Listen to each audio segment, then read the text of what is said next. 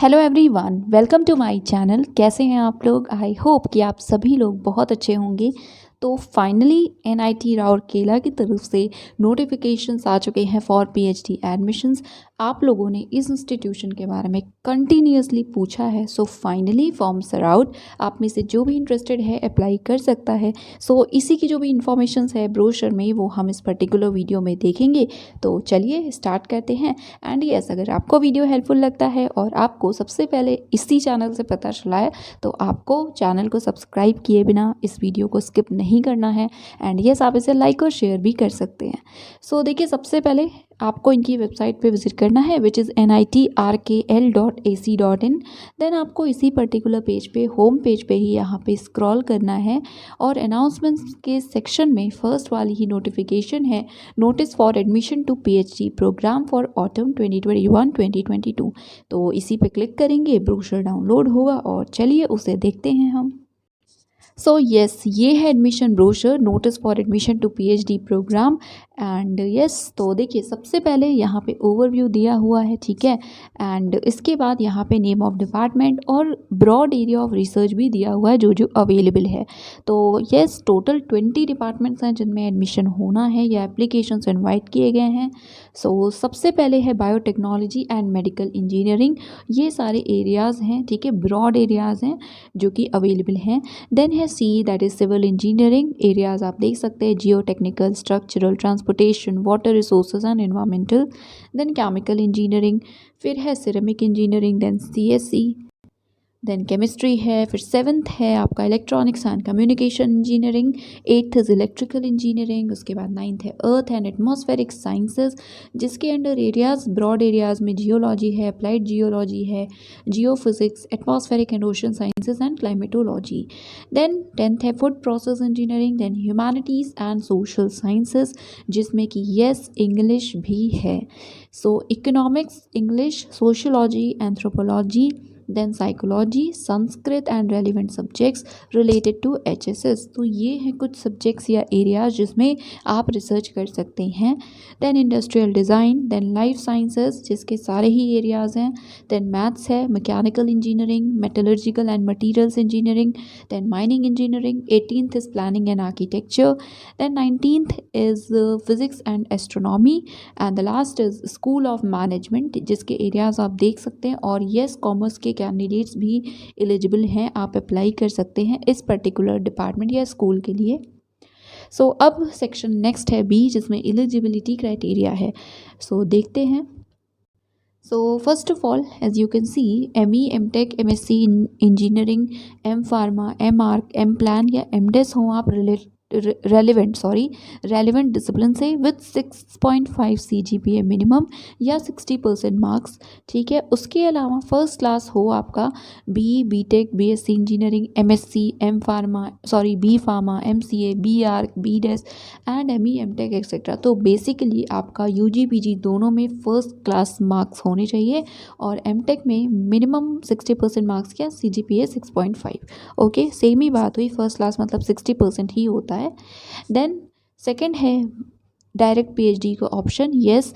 सो BTech, BSc engineering, MSc, B pharma, MCA, B arch या BDes या कुछ equivalent है रेलेवेंट डिसिप्लिन में, मार्क्स 65% या 7 CGPA के साथ, तो भी you are eligible.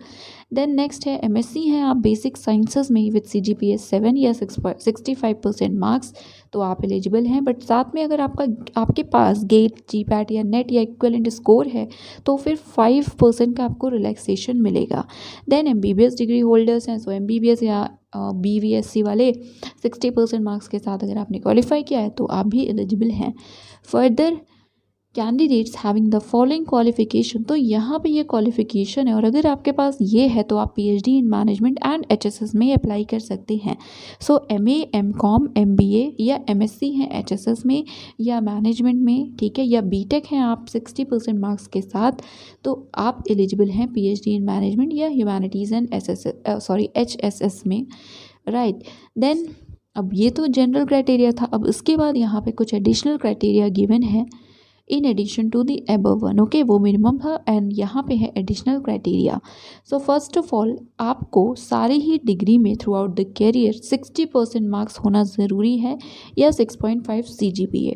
Then departmental research committee DRC however may make exemption, ठीक है, at its discretion in only one among the results। तो इट इज़ पॉसिबल कि देखिए किसी एक पर्टिकुलर एग्ज़ाम में जैसे 10th है, +2 है, किसी में भी आपके मार्क्स ना रहे हों तो DRC की ये एक डिस्क्रिशन है कि वो एग्जेम्पशन कर सकते हैं, ठीक है, किसी एक में, इनमें से किसी भी एक में, ठीक है।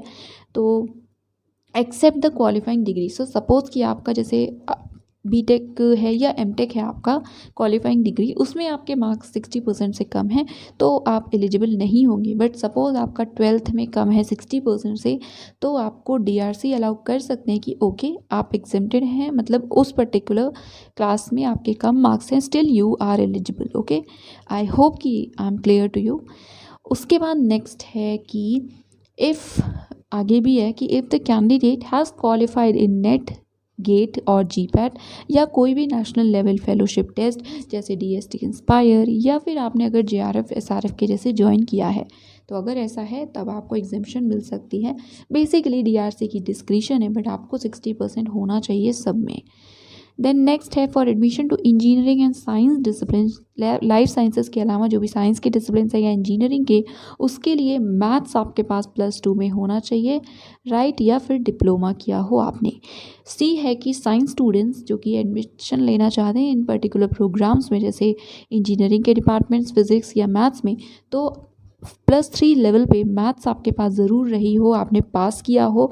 एंड जो भी स्टूडेंट्स हैं जिनके पास मैथ्स नहीं रही है उस लेवल पे, तो वो एडमिशन उनका होगा, बट उसके लिए देखिए यहाँ पे कंडीशन लिखी हुई है, तो अगर आप इंटरेस्टेड हैं तो आप इसको पढ़ सकते हैं बिकॉज ये क्रेडिट्स एंड ऑल से रिलेटेड है। देन नेक्स्ट है कि लाइफ साइंसेज से रिलेटेड, तो अगर आप लाइफ साइंस डिपार्टमेंट में चाहते हैं एडमिशन लेना तो आपने लाइफ साइंस या बायोलॉजिकल साइंस +2 +3 लेवल पे पास किया हो। देन नेक्स्ट है कि सपोज़ आपने ऐसे किसी डिसिप्लिन में अप्लाई किया है जो अलग आपका प्राइमरी डिसिप्लिन नहीं रहा है क्वालिफाइंग डिग्री में, तो आपको एक 6 क्रेडिट्स का एडिशनल कोर्स वर्क करना होगा उस पर्टिकुलर आपके डिसिप्लिन में, सो दैट आपको ऑब्वियसली लाइक नॉलेज और मिले, आप गेन कर सके नॉलेज को। सो आप इसको पढ़ लीजिएगा एक बार, और जो लिस्ट है प्राइमरी डिसिप्लिन की वो क्लॉज D के अंडर दी भी हुई है, तो होपफुली अभी हम देखेंगे। अब उसके बाद है कि however a higher shortlisting criteria obviously may be set, तो हायर क्राइटेरिया हो सकता है सेट, बट येस आपके पास ये मिनिमम क्वालिफिकेशंस तो होनी ही चाहिए। देन एप्लीकेंट्स जिनका रिजल्ट अवेटिंग है, तो इससे रिलेटेड भी information thesis based post graduate degree के लिए लिखा हुआ है। उसके बाद यहाँ नेक्स्ट है, तो आप कैटेगरी वाइज पढ़ लीजिएगा। लाइक ये बेसिकली है कि आपको सबमिट कब करना होगा, ठीक है, डेट कब तक की है कि आपको तब तक में अपना रिजल्ट सबमिट करना होगा। नेक्स्ट है क्वालिफाइंग डिग्री एंड जो प्राइमरी डिसिप्लिन्स हैं। सो देखिए यहाँ पे डिपार्टमेंट दिया हुआ है और उसके सामने आपको एलिजिबिलिटी और प्राइमरी डिसिप्लिन्स, तो आप इसको प्लीज़ एक बार देख लीजिएगा। हम एक दो देख लेते हैं, जैसे बायोटेक्नोलॉजी एंड मेडिकल इंजीनियरिंग है, सो मास्टर्स डिग्री होनी चाहिए इंजीनियरिंग के किसी ब्रांच में, या मेडिकल या मेडिसिन, डेंटल, फार्मेसी, वेटरनरी, या बैचलर डिग्री हो किसी ब्रांच में विद वैलिड गेट नेट या बेट GPAT स्कोर, या MSc डिग्री हो with valid GATE NET BET GPAT etcetera. तो आप जो भी आपका डिपार्टमेंट है उसके सामने जो भी यहाँ पे क्राइटेरिया है दिया हुआ है, प्राइमरी डिसिप्लिन दिए हुए हैं, प्लीज़ आप उसको ज़रूर से देख लीजिएगा। ओके, एंड गेट कहाँ पे ज़रूरी है, कहाँ पे वैलिड होना चाहिए एक्सेट्रा, ये इन्फॉर्मेशंस भी आपको इस पर्टिकुलर टेबल से मिल जाएगी।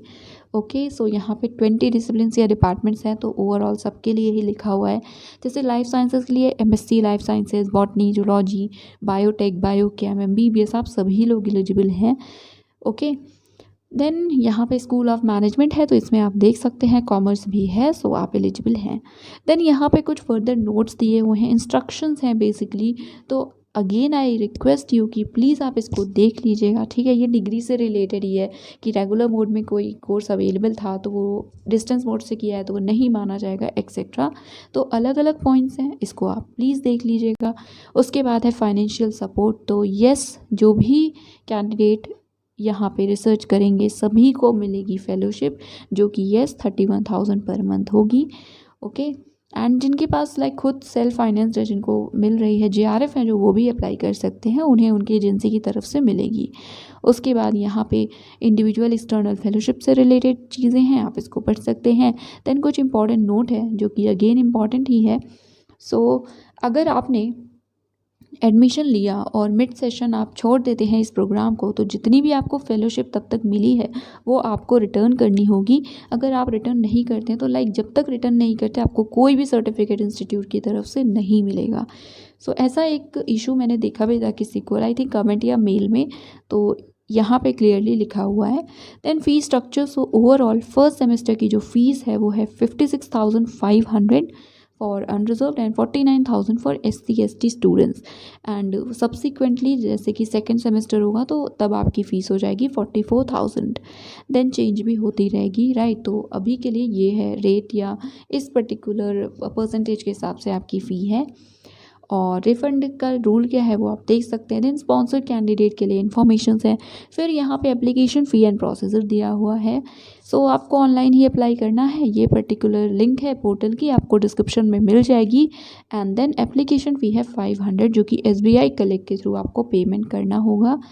SBI कलेक्ट में पहले उड़ीसा सेलेक्ट कीजिएगा, then educational institution, then director NIT Rourkela, फिर PhD एप्लीकेशन फ़ी। और जो नंबर होगा SBI कलेक्ट का रेफरेंस नंबर, उसे अपने पास नोट कर लीजिएगा, बिकॉज ये आपको एप्लीकेशन फॉर्म में फिल भी करना है। ओके, यही C पॉइंट में लिखा है that fill up the application, like fill, then you have to fill the application form and you have to enter the SBI या SB कलेक्ट reference number in the appropriate column of application fees section.